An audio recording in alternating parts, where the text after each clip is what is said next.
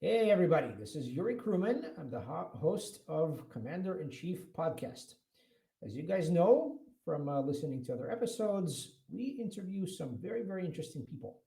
And usually we talk about, well, how I built, this one company or, how I turned this field upside down. But it's not that often that we get the pleasure and honor of speaking to someone who has done this with not one, not two, not three, five, or 10, but something like 50 companies.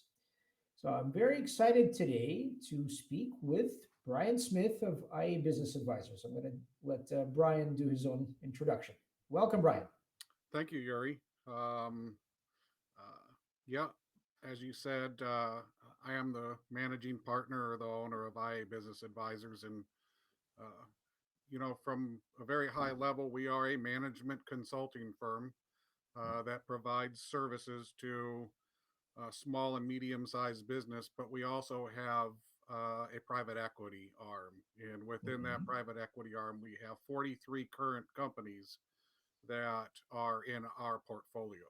So, and as you noted, I've been involved in starting actually more than 50 companies in my career over the last 30 plus years. Very cool. Yeah, that's a little bit different perspective, right? When you're talking about VCP, any of that sort of thing. But you're also clearly not someone who just sort of sits in a corner office and listens to pitches all day, right? You're also someone who's built many companies. You've been an operator of every sort. And I don't know that your LinkedIn is really the most detailed thing in the world that I've seen. So I'd love to just hear your story. How did you get started in this? I mean, management consulting is a very wide swath, a very wide umbrella, as is coaching for that matter. So I'd love to, a lot of people kind of, let's say, create companies, they run them, they maybe hire talent, etc. And at some point they say, okay, I've learned some really valuable principles. Maybe I'll write a book about that. Maybe I'll do some coaching about that. Maybe I'm going to start a management consulting firm, right? So maybe give us a little bit deeper sense of your experience, where you started, and how you kind of got to this place where you're doing what you do today. Yeah, it's interesting. My entrepreneurial spirit actually began when I was a kid. It started, I mean, to really hit home in high school. As a high school student, I worked at a fast food restaurant like many of us do, Mhm. but I was growing up in Southern California, and I grew up, I wouldn't say poor, but on the lower end of a middle class family. And so I knew what working hard was. So I actually started detailing cars on the weekends. I also cleaned an office building that I was paid for once a month. And I did all of that while I was in high school. And um, I was the CFO of our junior achievement class in high school, and you would have thought that that would have led me right into college and everything else, but it didn't. Life took me in a different way. I ended up in the military, learned a lot about organization, learned a lot about leadership as a soldier. Um, Always wanted to be an accountant, and earned my accounting degree, went to work for a big six accounting firm, and I absolutely hated it. It was the bureaucracy, just being stuck in an office, working with numbers, just wasn't what I thought being an accountant was going to be. Mhm. This was in the late 80s, early 90s. My first gig or my first job coming out of working for that big six firm was implementing a computerized accounting system for a small manufacturing company. Mhm. And the bug bit me. I loved it. And I started doing that for small businesses. And this is back in, the late 80s, early 90s when computerized accounting systems for small business were not the norm. They were expensive. They were con- uh, complicated. They were convoluted. It wasn't like buying a QuickBooks or a FreshBooks. There was a lot that went to it. The first system I did for one company was bigger than this desk, and it was crazy. That led me to doing a lot of that. I had my family was in the restaurant business and the hospitality business, and POS systems were becoming more affordable because of PCs, and I started doing Mhm. that. It really grew from there, my career. So by that, I mean, we just did ERPs and accounting systems, and we learned networking, and um, we started hiring employees. And quite frankly, it was like a bull in a china shop by the seat of our pants. I sold that company in 1995 to a larger consulting firm. We did very well. You can imagine being an early en- entry company into desktop accounting systems afforded us rapid growth and a decent reputation. Yep. I went to work for a public oil exploration company, designing their accounting system worldwide, preparing them Mhm. for worldwide expansion. And I really cut my teeth on management consulting and on business process and on the human interaction and change management during those years with 3D, and Mhm. went through two IPOs, bought companies all over the world, traveled all over the world, and that company was eventually bought out. During that time is when I started IA, which it's our long name is Individual Advantages, and it's still our legal name today. We're still a Mhm. Colorado company, founded in '96, but I started it as a think tank to actually try to understand how technology was affecting humans and how technology was affecting business process and how you can integrate those together. And in being in the mid 90s, we still didn't have the internet as a regular way of communication. We still didn't have WANs and high speed communication systems and smartphones. We were still Mhm. cutting our teeth on how all of this was going to work together. I went back to school, got a master's degree in computer information systems. I started a Microsoft networking company to support our accounting work because every accounting system had to have a platform to sit on, had to have a network to sit on. And basically, we grew from that. The more I dealt with humans, the more I learned that humans influence almost everything. We are in turn influenced by what we use. I went back to school again, got my doctorate in organizational psychology, Mhm. and the rest is kind of, well, like they say, history. We developed a reputation for being able to commingle people, process, technology, and ideas together in a way that helped people understand how they worked. And our company is born out of that history of understanding and our ability to commingle all of those things together and make them work in concert with one another. And over the years, we've continued to expand on that, build on that. Whenever we've had an opportunity to provide services for somebody and they couldn't afford our services, we offered them the ability to work with us and get stock or ownership instead of cash.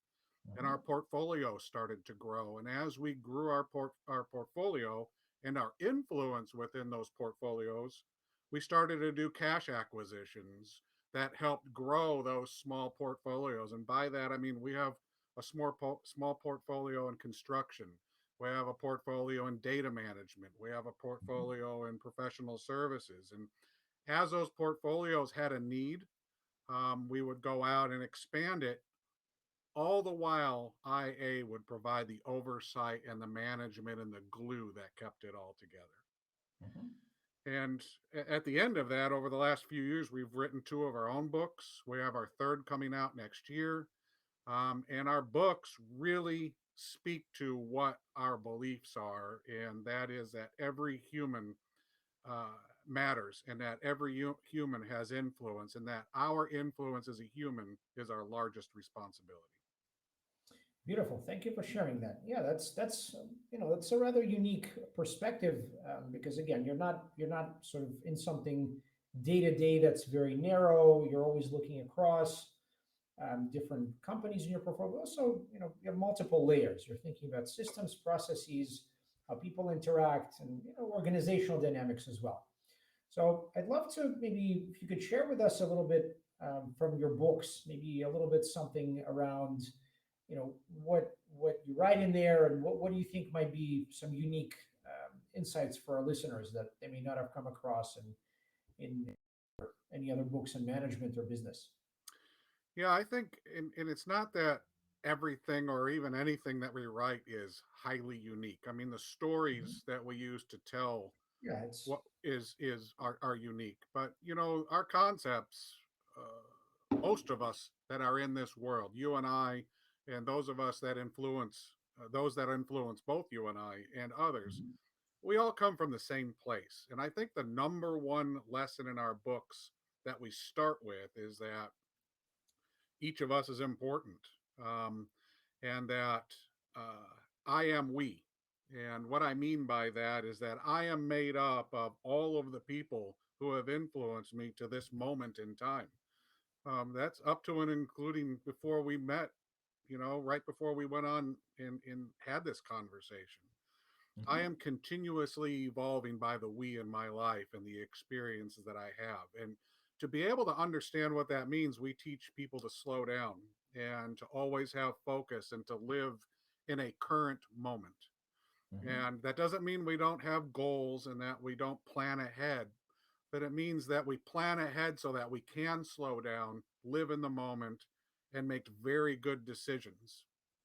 And uh, it's hard to do that in today's fast paced world with technology and smartphones and all of the things that are coming at us so quickly, and the demand to make decisions so fast, either for self or for those that we influence. It's amazingly difficult to slow down. But when we do, we find that we understand where we're at better, we make better decisions. And I think if anybody challenged themselves to really think about the time they made their best decisions, is when they slowed down and the world became in focus and they actually had clarity on what they were doing.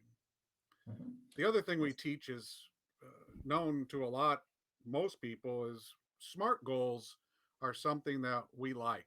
We actually like to take that a step farther, and we turn smart into an adjective. And we Mhm. teach our clients and our peers and everybody that we work with in all organizations that smart's a verb. It's in our thought processes, it's in our actions. We're always specific. Everything we do is measurable. Um, we're looking to attain, or what we do we can attain. It's realistic and it's timely, and we teach people how to do that in a ongoing present way in everything that we do, because it's a very good self check before you take the next step in almost anything. That includes goal setting and any action that you might take. So thank you for sharing that. I think it would be really great if we could perhaps go a little bit deeper into a specific story. And of course, you don't have to give specific names, but I'm thinking of this from the angle of, let's say, due diligence. If you're in private equity, I mean, hell, if you're doing business in any capacity, you have to be able to do due diligence. If you're someone who has all of those layers in place, right? That's your life philosophy, that's your worldview, that's your way of, figuring out, hey, do I want to do business with this person? Is this industry, company, stage, whatever, fitting within the criteria that I care about? So often the most telling principles come out when something doesn't work out, as opposed to when it's like, oh well, yeah, that's great, awesome, welcome to the family, right? That's great. It doesn't always teach much. So perhaps you could share with us one time where, I don't know, maybe you were looking into an acquisition, or some other M&A situation, and something maybe came out because of your particular system that blew up the whole thing. Sure. And there's a lot of examples, Yuri. Our due diligence model, when it comes to the technical aspects, is very similar to almost any accountant or private equity or M&A firm. I mean, you're looking at bank Mhm. accounts and numbers and markets and things like that.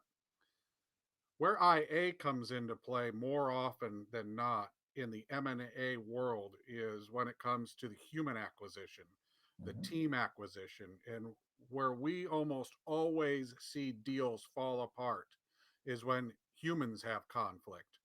And that could be on the terms of an agreement, which is usually easy to overcome.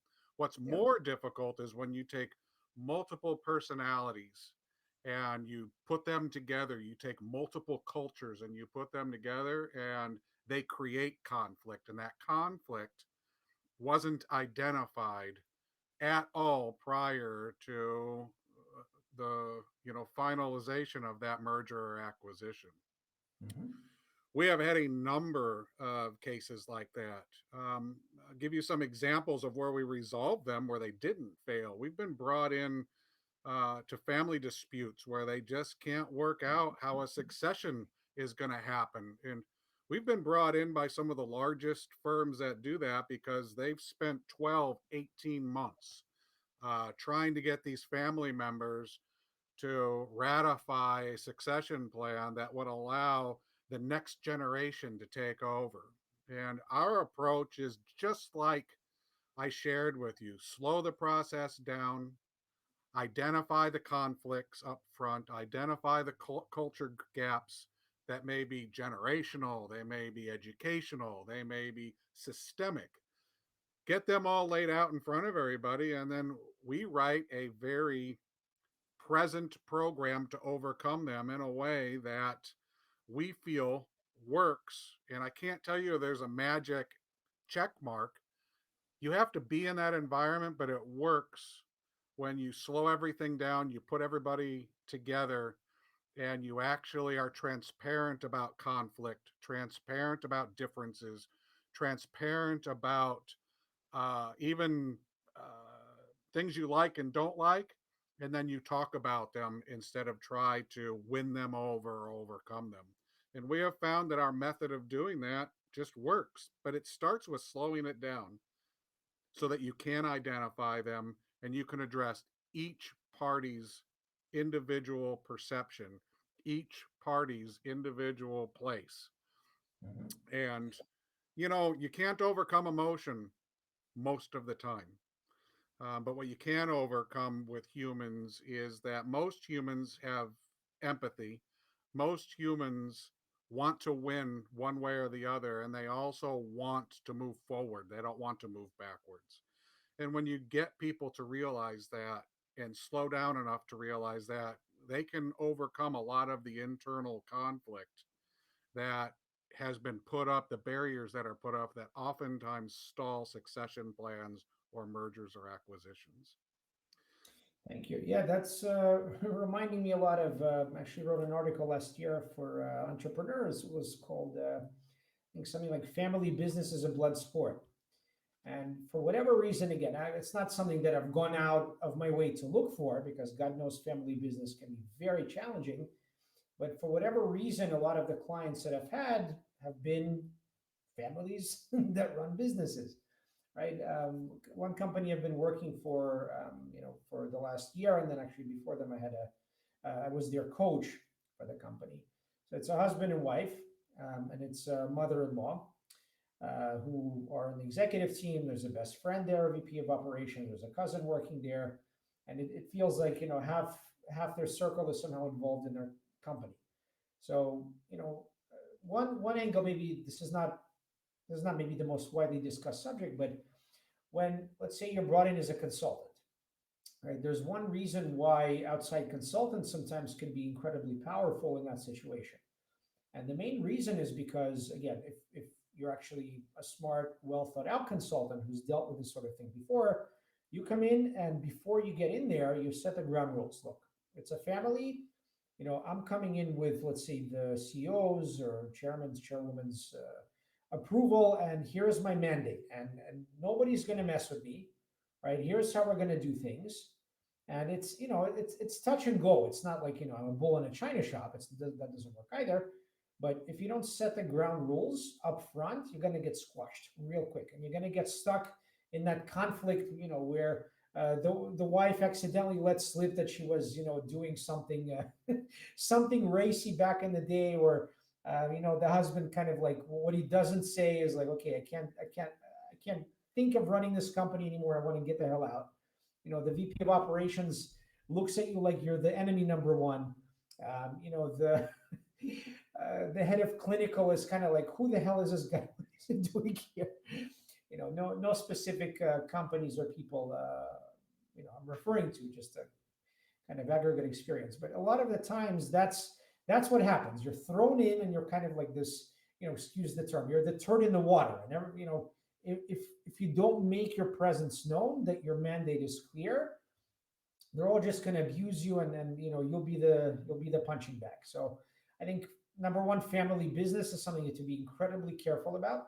I think, actually, I'm thinking about Warren Buffett. I think there's a company he bought in Israel maybe 4 or 5 years ago, which was really well run by a family. So sometimes it's either it can be really polar opposites. Either it's a really highly functional company, like, let's say, Estee Lauder. My wife works for them, right? That's a company that's incredibly well run on multiple levels. But it's still a family company, even if it's private. And then you have a million and one stories about companies going haywire because, as you mentioned, there's no succession plan, or nobody wants to go along with it, or too many egos in the room, or the son is there for the wrong reasons and the father wants him to succeed. Anyway, it's a big to do. So not to dwell too much on that subject. I think, from a consulting perspective, I think it's sometimes a very unique way to go in to help companies to overcome a lot of these barriers. Because if you're on the inside, almost by definition, there's not that much you can do to change the culture. Yeah. So it's interesting that you kind of, in a way, you own the vertical, right? You find a way to acquire companies, but also to come in from the top and from the sides, and really reform that. And I think that gives you tremendous leverage to do it thoughtfully and to do it the right way. So I just kind of want to bring that out. One other thing I wanted to mention, I mean, not least because this is called the Commander in Chief podcast, your military experience. I think that this very particular combination of having been in the military, but also having a PhD in kind of organizational dynamics, I think it's a very interesting perspective, because what you see in the army, when it's a relatively rigid structure and you sort of know what's expected, everything is clear, and then you go to studying how organizations can be wildly different. What can you share with us? I'm getting toward the people management side of things here. What can you share with us that you've learned from being, a founder, then an operator, and then an investor, and a management consultant who sees this kind of very unique view from above? Well, one thing, and it actually dovetails back to what we were just talking about, which is family or succession planning, is consistency. We are, you know, you talk about articles. I was just doing some work on some of the articles that we have, putting them on my LinkedIn page. And Mhm. one of them was Standards Matter. And I wrote that for Quality Magazine. And by that, I mean, matters, procedures matter, standards matter. Coming from the military, we learn all about structure and Mhm. hierarchy and everything. And then as we learn about humans, we learn about the complexities of behavior and emotions and ego and all the things that challenge us. But in the end, consistency matters. And what I was thinking about as you were talking was, we did a succession plan that is based on our core philosophies, how we teach management, which is very consistent, policy driven, procedure driven, not in an Mhm. invasive way, not like the military. It's got enough wiggle room built into it to allow for humans to interact with it. But we put this process in place for this company to transfer from a legacy owner, 35 years, to his son. And it was very much filled with conflict. The son and I, we butt heads. We spent 2 years with this client, my team and I. We flew out there month in and month out for 2 years, got this succession plan done, got everything transferred over. The day the son took over, he fired us.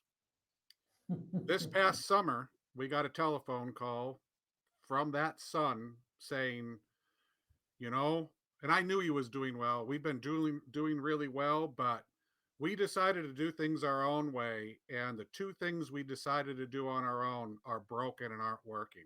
Would you please re-engage with us and get those two things back on track with us?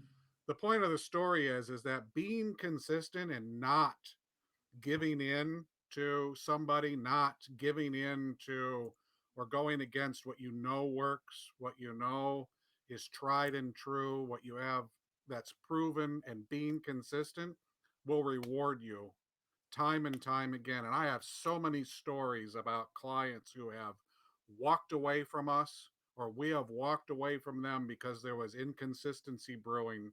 And they have come back to us and said, okay, we want to get consistent. We want to go back to that foundation. We want to relearn that policy. We want to relearn that procedure. We want to relearn that behavioral trait that you were trying to teach us. So it's consistency in your environment, in your area of influence for what it is that you do that will really set the stage and keep you moving in the right direction.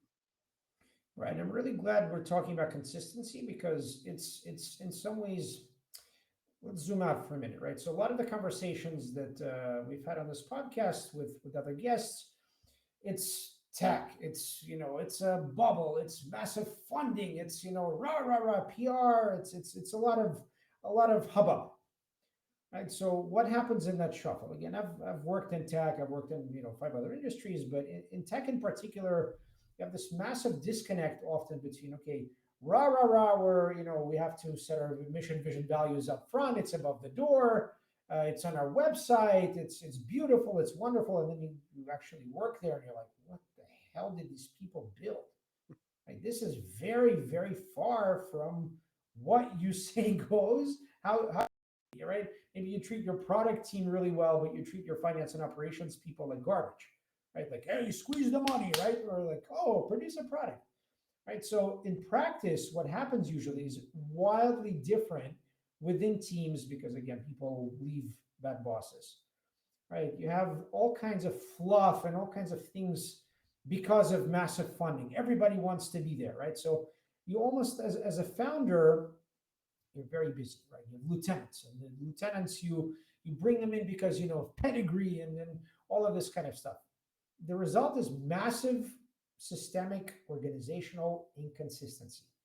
And then you have to bring in HR, which let's say you don't give them enough budget, you don't give them enough leverage, you don't give them enough anything, and you expect them to do miracles, right? Or you bring in management consultants and redo everything, change management. Da, da, da. Oh, it's not working in 3 weeks, right? So I want to give that picture because I think in consulting, we and coaching for that matter as well, we often see this again, whether from the HR angle or strategy or management consulting, potato kinds of stuff over and over. Massive inconsistency. The difference between what people say and what they do. And I always give this image when you're at the top and let's say you're running the company, you're busy, and yeah, okay, maybe you can be 100% integrally consistent within your own values, even right within all the things that you have to do. So a little bit of distance between word and deed. Imagine that goes down into the middle layer, and that's times 10. So you have middle managers who's really, what are they there for? They're there as the glue. So maybe you bring them in at a certain stage of the company and they write the processes and procedures and they kind of make things slow down and gel, right? But their job is to make sure this ship doesn't sink. It's not like, let's make sure we have the fastest ship. It's like, no, let's make sure it doesn't sink. Then you go down all the way into the lower levels of the company, and that distance is truly massive. People who are starting out their career, they quickly sniff out because they're not stupid that this is not what is advertised. This is not at all what I was told would happen here. And that's how you lose talent. That's how you lose a lot of different things because, you have rats leading a sinking ship. So I just want to bring in that image because again, it's not in reference to any company whose founder or CEO I've spoken to. It's just a general impression that I've had from my work experience in tech on multiple levels within different functions, HR, product management, finance and operations, you name it. So I just I really like the idea that when you come in, you have that very clear anchor. You have a very good system, and you can say, you know what, okay, either we're doing this the right way or we're not engaging. And you don't sort of just jump into something just because it's business.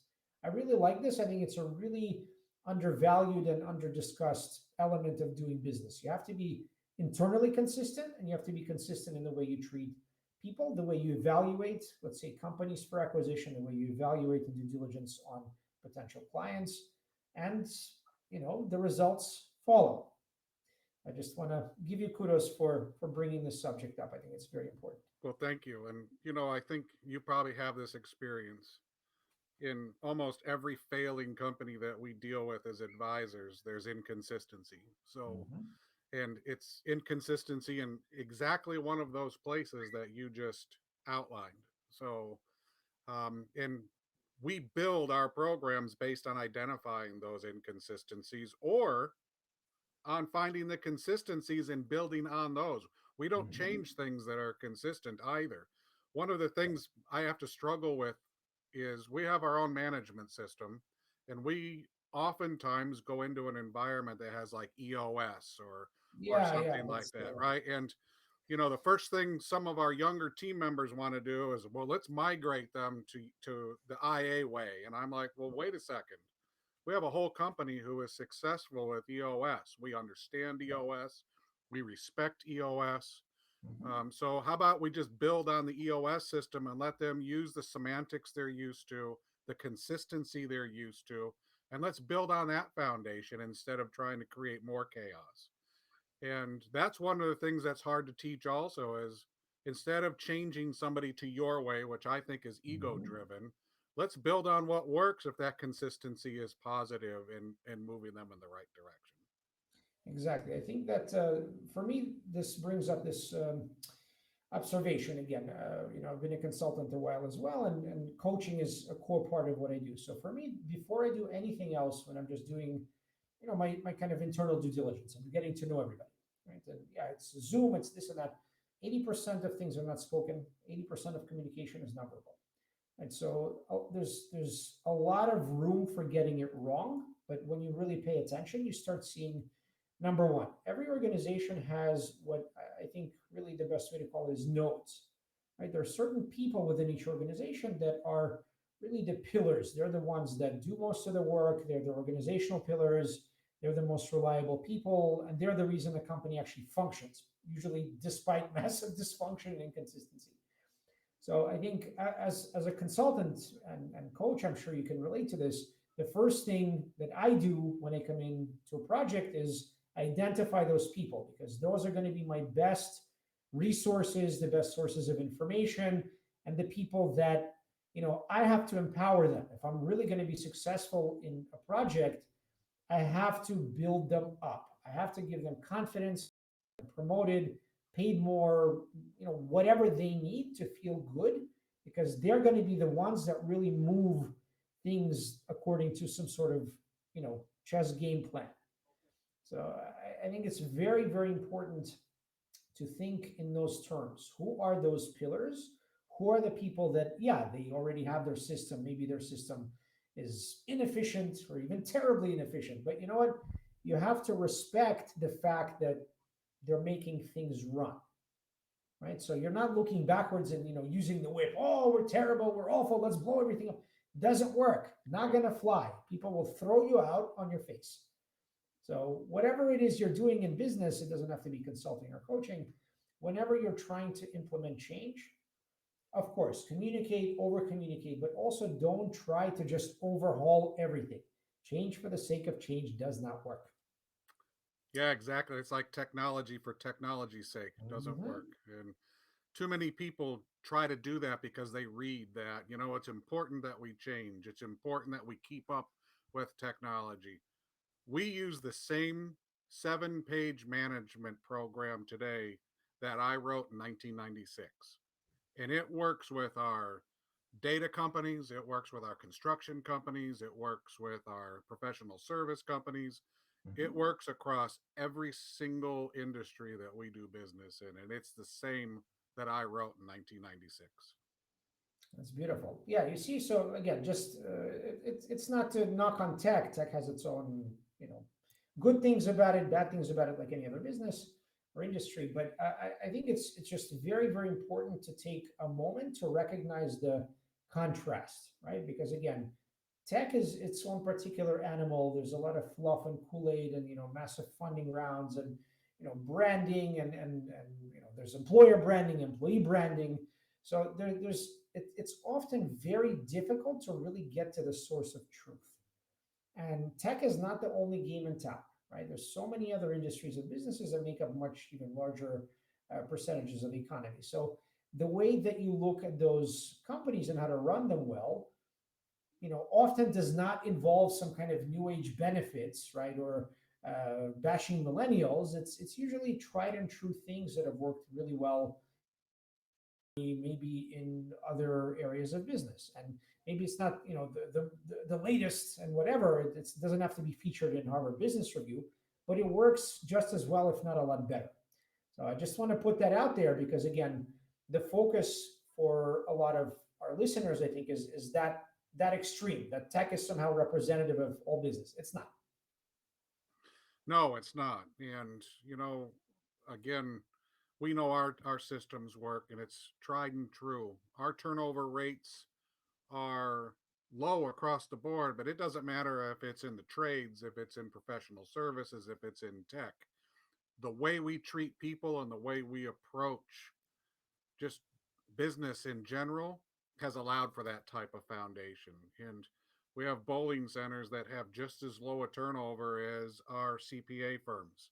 And you think about Yeah. what you know about those two environments, you would think that bowling centers are like fast food, turnovers high and all the time. But when you create an environment that is open and respectful to everybody from bottom to top, side to side, you create an Mhm. environment where people stay, regardless of if it's tech driven, manual labor driven, or anything in between.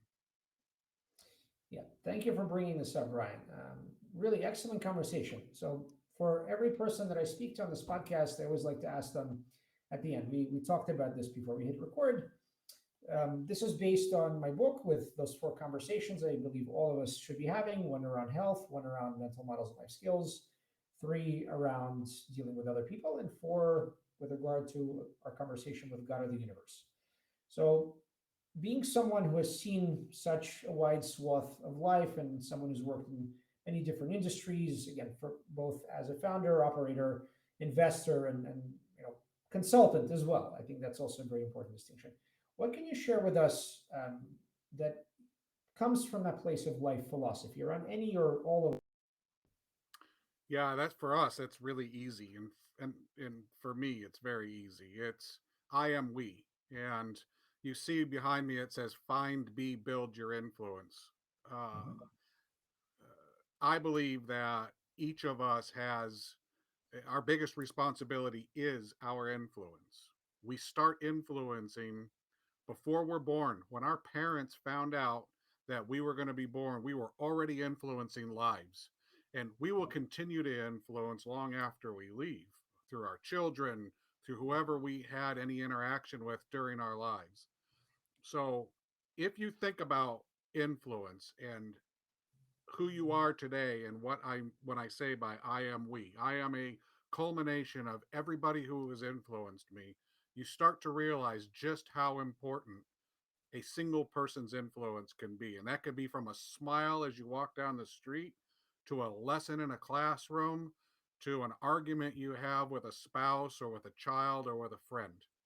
Every one of those interactions is influence. And that is who we are. And when we understand that, we can be a better person for whatever we do. I don't care what you do in life: dig ditches, do accounting, do taxes, build widgets, create technology. If you understand that and you understand what that means, both to self and to everybody else, I think that life will be better and that the environments that we all go into will be positively affected and influenced by us. Right. This is a beautiful idea. Just to unpack this very quickly, and I know you have to go. So number one, all of us have influence, regardless of our station in life, our age, or our industry, wealth, any of those things. critical point. I also mentioned this in a number of different facets in the book. Right? There's no such thing as I am nothing, I am no one. That's just a negative script. That's something that society may, give us that idea, but it's not a true one. And number two, I would say that all of us, as you mentioned, each of us is a continuum of what came before us, the people, the influences, the sources of information, and everything else flowing through us, where each of us is a vessel, right? A vessel for blessing, for knowledge, for influence, for impact, and success, and so on and so forth. So it's very, very important to understand that each of us being that vessel, we were put here at a certain time, in a certain place, in a certain body, and with a certain mind in order to maybe carry on the influence of other people, create our own, and then instill certain things in our children and disciples, and so on and so forth. And I always go back to this idea. It comes, I think, from the Lubavitcher Rebbe. Basically, every person, basically, the world can not exist without you once you're born. There's a reason why you come into the world at a certain time. So whatever the physical manifestation of that might be, that's not necessarily your mission. You have to go and figure that out, and you have to go and execute on it. So if you ever feel down about yourself, go help someone else, because that'll instantly make you feel better. So I really appreciate you. This has been a tremendous discussion. I think these are things that really should be taught. They are often not taught, except perhaps certain elements, in the military or the church or synagogue. It's not the most glorious thing. It's not what we're exposed to in the media. It's not what a lot of books talk about. So I'm really grateful to you that we've had this conversation about what I think are some of the most fundamental forces in business and in life. And I thank you, Brian. Thank you Th- very much for coming on the show. It's been a real pleasure. Thank you, Yuri, and thanks for having me. I really appreciate it. This was great. Thank you, Brian. Take good care. Okay, you too.